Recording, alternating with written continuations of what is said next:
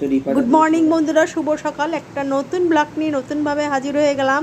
আজকে সকালে ছিল গরম গরম রুটি, বেগুন ভাজা, দুপুরের আলু লাঞ্চ ছোলার নিয়ে হবে। তরকারি। আজকে লাঞ্চটা খুব সাদামিঠে করেছি, বেশি কিছু করিনি। কালকে অনেক কিছু খাওয়া হয়ে গেছে, রিচ করে দিলাম ওকে।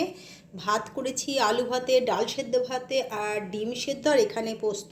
এই দিয়ে আজকে এই গরমের মধ্যে এই হালকা ফুলকা খাবার খাওয়াটাই সবচেয়ে শোভনীয় বলে আমরা নিজেরাও খাচ্ছি। মানে আমি, আমার হাজব্যান্ড এবং আমার ছেলেকেও দিচ্ছি। ছেলেরও কোনো আপত্তি নেই, তাই তো? আপত্তি নেই তো? না।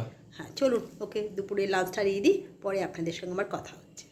চলে এলাম সন্ধেবেলা চা নিয়ে। তবে একটা খুব রগরের ব্যাপার হয়েছে। আমার ছেলে তো চিনি ছাড়া চা খায়, আর 3টে কাপই একরকম। এখন বুঝতে পারা যাচ্ছে না যে কোনটা চিনি ছাড়া। তো মজার ব্যাপার। তা আমার ছেলে বলছে যেটা মনে হবে একদম গ্যাদাল পাতার মতন রস, সেটাই আমার হবে। তারপরে চামচ দিয়ে টেস্ট করা হলো, দেখালো যেটাই একদম মানে বেসোয়াদ খেতে, সেটাই হচ্ছে ওর। বেশ একটু অন্যরকম, এরকম হয় না। আজকে ওর বাবা চা করেছে তো, তাই একটুখানি ফেলেছি, তাই তো? একদম। তারপরে জ্বর থেকে উঠে কিছুই ভাল লাগছে না, কিচ্ছু করতে ইচ্ছা করছে না, তাই তো? কি করতে ইচ্ছা করছে?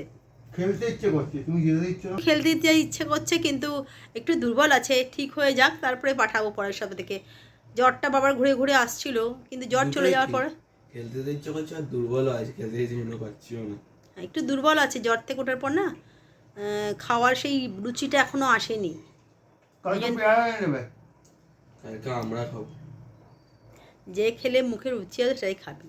আমলকি চলুন খাবি? চাটা খেয়ে নি। হ্যাঁ, আমলকি খেলেও মুখে। চলে এলাম বন্ধুরা সন্ধেবেলা। সন্ধেবেলা আমি বেরোইনি, আমি পড়াচ্ছিলাম। তো ছেলে আর বাবা বেরিয়েছিল, তা গিয়ে যেটা নিয়ে এসছে একটু সন্ধেবেলা। হ্যাঁ, একটু মুড়ি আর ভেজিটেবিল চপ। ভেজিটেবিল চপ আমার ভালোই লাগে। হ্যাঁ, আর ভেজিটেবিল চপটা খুব ভালো বানায় দুর্গাদা। মাঠের ধারে দুর্গাদা আমাদের ভেজিটেবিল চপটা খুব ভালো বানায়। ভালোই লাগে। এখন এই ইচ্ছা করছিল বেশ। এরপরে একটু লিকার চা হলে একটু বেটার হয়। বিট গাজর চায়ের পর্ব একবার মিঠে গেছে, দুধ চা। তো সেটা তো আমি করে দিয়েছিলাম। একটু হ্যাঁ, লিকার বিকেলবেলা চা করে চাটা দাও। কিন্তু ও করেছিল, ভালোই করে। আমি পড়াচ্ছিলাম বলে চাটা করেছিল। আর বিট গাজর দেওয়া চপগুলো না আমার বেশ ভালো লাগে। একটু মিষ্টি মিষ্টি থাকে বলে, যেহেতু আমি ঘটি, সেহেতু একটু ভাবে কি যদি আপনার কিরকম মিষ্টি, লাগে? আমার খুব ভালো লাগে। সব কিছুতে একটু মিষ্টি হলে না আমার ভালো লাগে। ছোটবেলা থেকে আপনার মায়ের কেমন হাতে লাগে রান্না, বিট গাজর বৌদির চপ? হাতে রান্না কি আপনি বড় তো বললেন হয়েছি। বিট গাজর চপ নিতে আজকে। একটুখানি। আমি সবই খাই, পটল ছাড়া। আর একজন বলছে আমি সবই খাই পটল ছাড়া। আমার ছেলে সব কিছু খায়, কিন্তু পটল ওকে কিছুতেই না। পটল ভাজা না, পটলের তরকারি কিছুই খায় না। তো চলুন সন্ধ্যেবেলা জলখাবারটা খাওয়ার পর তারপরে আবার কথা হচ্ছে। চলে এলাম বন্ধুরা রাতে ব্লগটাকে এন্ড করতে, কারণ আজকে দুপুরে একদম সাদা মিঠে রান্না করেছিলাম, আলু ভাতে, ভাত, ডিম সেদ্ধ। তো জানি না ওবেলার খাবার থেকে এতটাই ভালো লেগেছে যে ছেলে বললো মা এবেলাও তাই করে দেবে। একদম এই গরমে না কিছু ভালো লাগে না, একদম গরম গরম ভাত, আলু ভাতে আর ডিম সেদ্ধ, একটুখানি এবেলা একটুখানি বাটার নিয়েছিলাম। কি ভালো লাগলো! এই খাবারটার সঙ্গে অন্য কোনো খাবারের কোনো জুড়ি মেলে না। মানে বেশ কদিন যদি তুমি একটু রিচ খাবার দাবার খাও, তারপরে যদি এই খাবারটা খাওয়া হয়, বা কোনো জায়গা থেকে বেরিয়ে এসে একটু গরম গরম আলু ভাতে ভাত পেলে, আর আমি তার সঙ্গে একটু গরম গরম ফ্যান মেখে নিয়েছিলাম। জানি না ফ্যান কখলে খায় কিনে, জানি না। আমার ভীষণ ভালো লেগেছে আজকে। তাই এই খাবারটা আপনাদের আর দেখালাম না।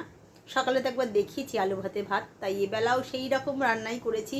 এই গরমে আর বেশি খাটতেও ভাল লাগছে না, একদম গরম গরম ভাত, আলু ভাতে বাটার আর কি বলে ডিম সেদ্ধ দিয়ে দিলাম। বেশ ভালোই লাগলো। কালকে দেখা যাক আবার নতুন করে কী করা যায়। এইভাবে এখন এই গরমে সাদা মিটে একটু টক ডাল করবো, কোথায় বড়া ভাজবো, আলু ভাজবো, এরকমই করার ইচ্ছা আছে। কারণ দীর্ঘদিন এখন এরকম গরম থাকবে।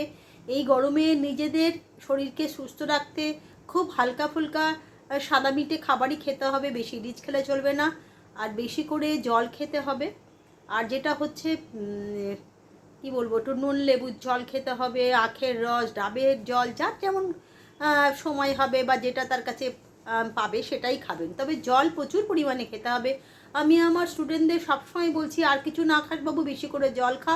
কারণ প্রত্যেকের এই সময় প্রচণ্ড জ্বর হচ্ছে, জ্বরের পরেই দুর্বল হয়ে পড়ছে, এবং এতটাই দুর্বল হয়ে পড়ছে কোনো কিছু করতে পারছে না, শুধু শুয়ে পড়ছে। সে তো আমার ঘরের একজন আছেই, আমার ছেলেটা এখনও পর্যন্ত একটু দুর্বলনেস কাটছেনি। জ্বরটা নেই, কিন্তু দুর্বলনেসটা ওর মধ্যে রয়েছে। তাই আপনাদের কাছে আমার একান্ত অনুরোধ, যার প্রত্যেকের বাড়ি ছোটো ছোটো বাচ্চাদের কি বড়দের কি বয়স্ক, মানে যাদের বাড়িতে শ্বশুর শাশুড়ি, বাবা মা বা ঠাকুমা দাদু যারা আছেন তাদের অবশ্যই বেশি করে জল দেবেন। আর পাতলা পাতলা খাবার, ঝোল ভাত, ডালের ঝোল দিয়ে ভাত, আলু ভাতে, এই খাবারটা যতই মূল্য করে এই বাবা আলু ভাতে ভাত, কিন্তু এই খাবারটা যে কতটা শরীরের পক্ষে ভালো সেটা যারা খাবেন তারাই বুঝবেন। তো চলুন, অনেক কথা বলে ফেললাম, ব্লগটাকে বাড়াচ্ছি না। যদি ভালো লাগে তাহলে অবশ্যই লাইক কমেন্ট শেয়ার করবেন, আমার পাশে থাকবেন, ব্লগটাকে দেখবেন। আর যারা যারা আমার ফেসবুক আউটসাইডার ব্লগ অবশ্যই ফলো করে দেবেন এবং অবশ্যই রোজ রোজ দেখবেন। আজকের মতন গুড নাইট, কালকে আবার হাজির হয়ে যাবো বক বক করতে।